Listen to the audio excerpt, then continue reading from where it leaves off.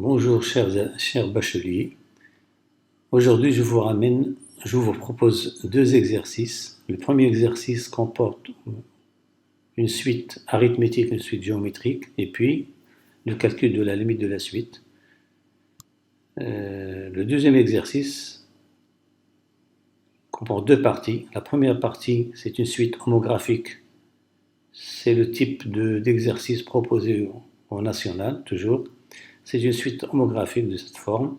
Et puis, on construit une suite Vn géométrique. Pourquoi? Pour calculer Vn en fonction de n, et puis déduire la valeur de n en fonction de n, et puis passer à la limite. La deuxième partie, c'est retrouver la limite trouvée dans la première partie, mais en utilisant les fonctions, c'est-à-dire ça c'est une suite récurrente, définie par une fonction. Alors, comme d'habitude, je vous laisse le soin de bien lire l'énoncé, d'essayer de réfléchir à la solution et de la comparer à celle proposée dans cette vidéo. Bon, pour la solution, on nous demande de montrer que AN est une suite géométrique dont il faut bien sûr trouver la raison et le premier terme. On sait que AN plus 1, c'est UN plus 2 moins 1 cinquième de UN plus 1. Ça, c'est AN. Allez devant vous. Alors, AN plus 1, c'est UN plus 2 moins 1 sur 5 UN plus 1. C'est ce que je fais ici. Or, UN plus 2, c'est quoi? C'est 2 cinquièmes UN plus 1 moins 1 sur 25 UN. Je remplace UN plus 2 par sa valeur, par cette valeur-là. On aura 2 cinquièmes UN plus 1 moins 1 sur 25 UN moins 1 sur 5 UN plus 1. Je fais la somme la différence des deux. 2 cinquièmes moins 1 cinquième, ça fait 1 cinquième de UN plus 1 moins 1 sur 25 UN. Je factorise par 1 cinquième. Il nous reste ici UN plus 1 moins 1 sur 5 UN qui est égal à AN. Donc nous avons montré que AN plus 1 c'est 1 sur 5 AN, c'est-à-dire que AN est une suite géométrique de raison 1 sur 5 et de premier terme A0. A0 c'est quoi? C'est, je donne à n la valeur 0, c'est U1 moins 1 sur 5 U0, qui est égal à 1 moins 1 sur 5, ça fait 4 cinquièmes. Finalement, AN, c'est la formule que vous avez vue en classe, c'est A0 fois Q à la puissance n. A0 c'est 4 cinquièmes, et la raison c'est 1 sur 5 à la puissance n. Pour Bn, il faut montrer qu'elle est arithmétique de raison 4. Alors, pour cela, qu'est-ce que je fais? Je fais, au lieu de calculer Bn plus 1 moins Bn, je calcule Bn plus 2 moins Bn plus 1. C'est la même chose. La différence entre les deux termes consécutifs. Pourquoi? Pour faire apparaître ici parce que Bn c'est 5 puissance n un. Donc Bn plus 2, ça va être 5 puissance n plus 2, un plus 2. Et on a déjà un plus 2. Alors, ça fait 5 puissance n plus 2, un plus 2, moins 5 puissance n plus 1, un plus 1. Or, un plus 2, c'est quoi? C'est 2 cinquièmes un plus 1, moins 1 sur 25 un. C'est ça. Et puis, je développe 5 puissance n plus 2 fois 2 cinquièmes. Ici, c'est comme si on a 5 puissance n plus 1. Ici, 5 à la puissance moins 1. Il nous reste 5 puissance n plus 1. Voilà. Fois 2, bien sûr, un plus 1. Moins 1 sur. Ici, je développe encore. C'est 5 au carré que je fais monter en haut. Ça va être 5 puissance moins 2. Donc, ça va être 5 puissance n un. Moins, bien sûr, le terme qui reste toujours. Et finalement, qu'est-ce qu'on trouve ici? 2 5 puissance n plus 1 un plus 1, moins 5. Donc, nous avons 2 moins 1, ça fait 1. Donc, il nous reste 5 puissance n plus 1 un plus 1, moins 5 à la puissance n un. C'est ça ce qui nous reste. Et je factorise par 5 puissance n plus 1. Quand on factorise, on divise bien sûr par 5 puissance n plus 1. Or, ici, il y a 5 puissance n. Sur 5 puissance n plus 1, il nous reste 1 sur 5. Donc, ça, c'est quoi? C'est AN. Or, on a déjà montré que AN, c'est quoi? C'est 4 cinquièmes fois 1 sur 5 à la puissance n. Alors, ici, qu'est-ce qu'on met? Ici, 5 puissance n, 1 sur 5 puissance n, fois 5, ça fait 5 puissance n plus 1. Je simplifie par 5 puissance n plus 1, il nous reste 4. Donc, finalement, on a trouvé que Bn plus 1 moins Bn, c'est 4. Donc, Bn est une suite arithmétique de raison combien? De raison 4. Et par suite, je peux calculer Bn en fonction de N et R, c'est la formule que vous avez vue en classe, c'est Pn égale B0 fois N puissance R. Or, B0 c'est quoi? B0 c'est 5 puissance 0, c'est 1 fois U0, c'est 1. Donc c'est 1 plus 4N. Et UN c'est quoi? C'est Bn sur 5 puissance n. Je remplace Bn par sa valeur, c'est 1 plus 4 puissance n sur 5 puissance 4n sur 5 puissance n. Bon, pour montrer que un plus 1 est inférieur à 2 cinquièmes de un, on va procéder par récurrence. Pour n égale 1, on a u égale à 2 cinquièmes de un moins 1 sur 25. Je remplace n ici par 0. On aura u2 égale 2 cinquièmes de u1 moins 1 sur 25 u0. Après avoir calculé, on trouve 9 sur 25 qui est inférieur à 2 sur 5, bien sûr. 45 est inférieur à 50. Donc l'inégalité est bien vérifiée pour n égale 1. On suppose que un plus 1 est inférieur à 2 cinquièmes un pour n appartenant à n étoile et montrons que un plus 2, c'est la deuxième étape de la récurrence. Ça, c'est l'hypothèse de récurrence. On suppose que un plus 1 est inférieur à 2 cinquièmes de n et on montre que un plus 2 est inférieur à 2 cinquièmes de un plus 1. Soit n dans n étoile, on a un plus 2 égale à 2 cinquièmes un plus 1 moins 1 sur 25 un implique quoi? Un plus 2 moins 2 cinquièmes de n, je fais la différence. Pardon, un plus 2 c'est quoi? Un plus 2 moins 2 cinquièmes un plus 1, ça c'est un plus 1, pardon. Si, c'est un plus 1.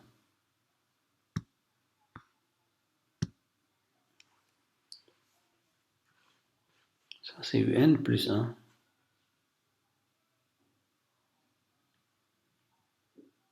Voilà. Ça c'est n plus 1 parce que normalement nous avons un plus 1 moins 2 cinquièmes de un plus 1 égale, qu'est-ce qu'il nous reste? Moins 1 sur 25 un. Or les un sont positifs, donc c'est strictement négatif. Et par suite on a un plus 2 est inférieur à 2 cinquièmes de un. Et conclusion, la dernière étape, quel que soit n, nous avons un plus 1 compris entre 0 et 2 cinquièmes de un. Ça c'est pour la question 4. Pour la monotonie de la suite UN, on remarque que pour tout n dans n étoile, on sait que un plus 1 est inférieur strictement à 2 cinquièmes de un. Comme les termes sont tous positifs, je peux diviser par un et il nous reste un plus 1 sur n inférieur strictement à 2 cinquièmes, qui est inférieur strictement à 1. Donc ça c'est une autre façon d'étudier la monotonie des suites à termes positifs, c'est de comparer le rapport de deux termes consécutifs un plus 1 sur n à 1. Si c'est inférieur strictement à 1, alors elle est décroissante. Sinon, si elle est strictement supérieure à 1, elle est croissante. Dans notre cas, elle est bien décroissante parce que le rapport est inférieur à 1. Comme un est strictement décroissante et minorée par 0, parce qu'on sait que un est toujours positif, donc elle est minorée par 0, alors elle est convergente. Pour montrer que un est compris entre 0 et 2 cinquièmes à la puissance n moins 1, on va procéder toujours par récurrence. Pour n égale 1, on a un égale 1. Or, 1 est inférieur. Si je remplace n par 1 ici, on trouve 2 cinquièmes à la puissance 0, c'est 1. Donc, nous avons bien 1 est inférieur à 1. Donc, l'inégalité est bien vérifiée pour n égale 1. L'hérédité, supposons que un est compris entre 0 et 2 à la puissance 2 cinquièmes à la puissance n moins 1 pour n dans n étoile. Et montrons que cette double inégalité est valable pour n plus 1. Donc je vais remplacer n par n plus 1, c'est-à-dire on aura ici un plus 1, ici 2 cinquièmes à la puissance n. On sait que un plus 1 est inférieur à 2 cinquièmes de un. Et comme par hypothèse on a on a déjà cette hypothèse-là, donc je vais multiplier par, cette hypothèse-là, on va multiplier les membres de l'inégalité, de la double inégalité par 2 cinquièmes. On aura ici 0, 2 cinquièmes de un inférieur à 2 cinquièmes fois 2 cinquièmes à la puissance n moins 1, qui est égal à 2 cinquièmes à la puissance n. Voilà, c'est ce qu'on trouve ici. C'est-à-dire quoi? Ça, ce n'est autre que un plus 1. Donc 1 plus 1 est inférieur à 2 cinquièmes à la puissance n, c'est ce qu'on voulait montrer. Voilà, on voulait montrer ça. C'est ça. Conclusion, d'après le théorème de la récurrence, on a quel que soit n dans n étoile, un est compris entre 0 et 2 cinquièmes à la puissance n moins 1. Pour la limite, il suffit de remarquer que cette suite elle est comprise entre deux suites qui tendent vers 0. Seulement ici, quand on passe, attention ici, l'inégalité est strictement large, mais quand on passe aux limites, il faut prendre des inégalités larges, c'est-à-dire ici, limite du n est supérieure ou égale à 0. On peut, ce qu'on appelle le théorème des gendarmes, si votre prof vous en a parlé. Donc la limite du n est comprise entre 0 et la limite de 2 cinquièmes à la puissance n moins 1. Or, on sait que la limite de q à la puissance n est égale à 0 si q est compris entre moins 1 et 1, ce qui est le cas ici. Donc cette limite, elle est nulle. Et par suite, la limite du n, c'est 0. Pour la déduction de la limite de n sur 5 puissance n, il suffit de remarquer que un égale à bn sur 5 puissance n. Donc je remplace bn par sa valeur trouvée précédemment. Sur 5 puissance n, je dissocie 1 sur 5 puissance n plus 4 fois n sur 5 puissance n. Donc, on résout l'équation, on trouve n sur 5 puissance n, c'est quoi? C'est n, je divise tout par 4, ça fait un sur 4, moins 1 sur 4 fois 5 puissance n. Or, on sait que la limite de un c'est 0, la limite de 1 sur 5 à la puissance n c'est 0, et donc la limite de n sur 5 puissance n égale 0. Bon, ça c'était pour l'exercice 2. On passe à l'exercice 2.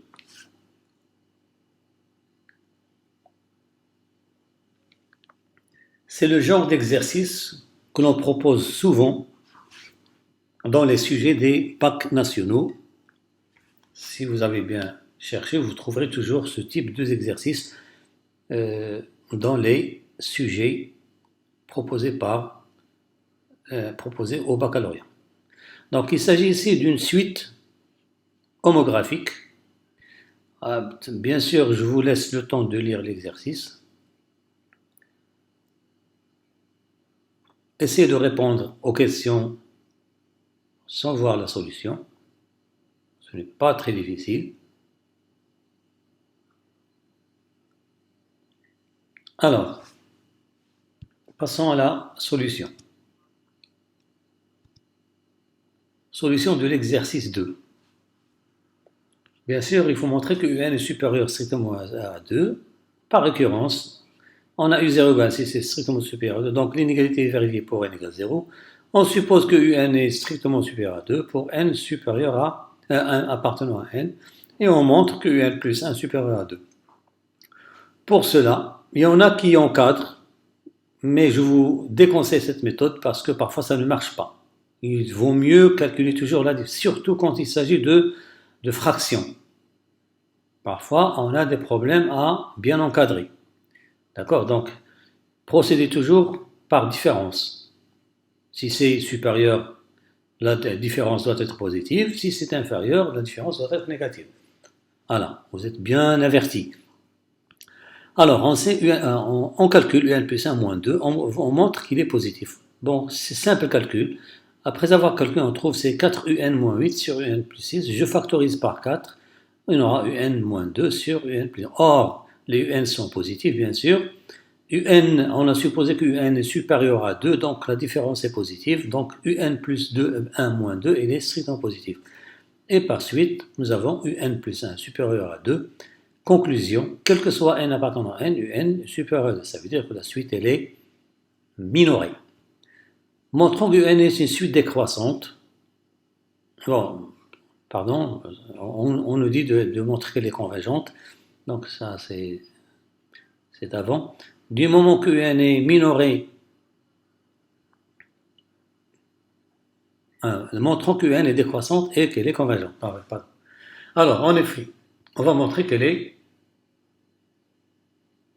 on va étudier la monotonie de cette suite. Pour cela, on calcule un plus 1 moins un. Bon, simple calcul. Après avoir calculé, on trouve quoi? C'est en réduisant au même dénominateur commun, on trouve 6un plus 4 moins un carré moins 6un égale quoi? Égale, ça fait 4. Ici, 6un disparaît avec 6un, 4 moins un carré. Donc c'est identité remarquable, c'est 2 moins un facteur de 2 plus un. Or, on sait que un est supérieur à 2. Donc 2 moins un est négatif. Les un plus 2 sont positifs, un plus 6 est positif, donc le terme, le signe de un, de la différence, dépend de celui de 2 moins un qui est strictement négatif. Et par suite, on a un plus 1 est inférieur strictement à un, ça veut dire que la suite est décroissante. Comme elle est minorée par 2, elle est convergente. Voilà, on nous donne maintenant une suite de cette forme-là.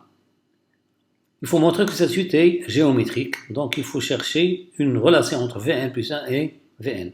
Pour cela, je vais calculer Vn plus 1. C'est quoi? C'est Un plus 1 moins 2 sur Un plus 1 plus 2. On sait qu'on a déjà calculé Un plus 1 moins 2 auparavant, c'est ça, c'est 4 facteurs de Un moins 2 sur Un plus 6. Et on calcule Un plus 1 plus 2, c'est pas difficile, il suffit de réduire au même dénominateur, vous trouverez 8 facteurs de Un plus 2 sur Un plus 6. En faisant le rapport des deux, on trouve quoi? Un-2, le Un plus 6 va se simplifier avec celui-là. On aura 4 huitièmes de Un-2 sur Un plus 2. Or, Un-2 sur Un plus 2, par définition, c'est Vn. Voilà, je l'ai posé ici pour bien voir. Donc, c'est 1 demi Vn. Ça veut dire que la suite Vn est une suite géométrique de raison 1 demi. Pour calculer le premier terme, on revient à notre définition. V0, c'est U0 moins 2 sur U1 plus 2. Or, U0, c'est quoi U0? C'est 6. 6 moins 2, c'est 4. Et 6 plus 2, ça fait 8. Donc 4 huitièmes, c'est 4 sur 8, c'est ça. C'est 1 demi, oui. C'est-à-dire que UN succédera là. Or, on sait que Vn, c'est quoi? Le terme général de la suite géométrique, c'est V0 fois Q à la puissance n, puisque le premier terme, c'est V0, donc c'est V0 Q à la puissance n. Donc, je remplace, c'est 1 demi fois 1 demi à la puissance n, c'est 1 sur 2 à la puissance n plus 1. Suite de la solution, on calcule un en fonction de n. On sait que Vn égale Un moins 2 sur Un plus 2, c'est une simple équation à résoudre. On multiplie Vn par Un plus 2, on trouve quoi? Un Vn plus 2 Vn égale Un moins 2. Je ramène Un de l'autre côté et je trouve finalement, ça tout le monde peut le faire, c'est pas difficile, Un égale 2 facteur de 1 plus Vn sur 1 moins Vn. Or, Vn est une suite géométrique de raison 1 demi, donc sa limite c'est 0. Voilà, donc la limite, parce que la raison est comprise entre moins 1 et 1. Donc la limite de Un égale 2. Pour l'exercice, pour la deuxième partie, je reviens à la deuxième partie pour que vous voyez qu'est-ce qu'il est.